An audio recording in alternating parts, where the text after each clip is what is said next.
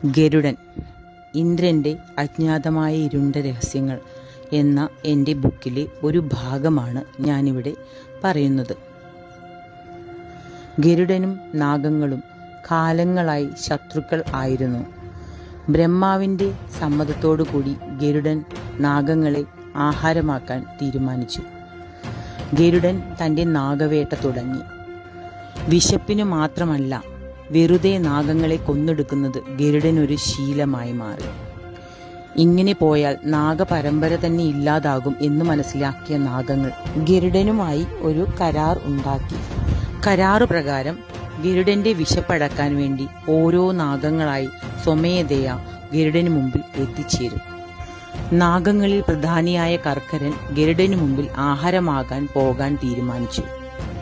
തന്റെ പിതാവിനെ നാഗവേട്ടയിൽ കൊന്ന ഗരുഡനോട് ദേഷ്യമുണ്ടായിരുന്ന സുമുഖൻ എന്ന നാഗം കർക്കരനൊപ്പം ഗരുഡന്റെ അടുത്തേക്ക് പുറപ്പെടാൻ തീരുമാനിച്ചു.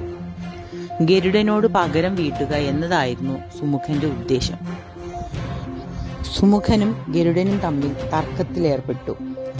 തർക്കത്തിന്റെ അവസാനം ഗരുഡൻ സുമുഖനെ ഉടനെ തന്നെ ആഹാരമാക്കും എന്ന് തീരുമാനമെടുത്തു.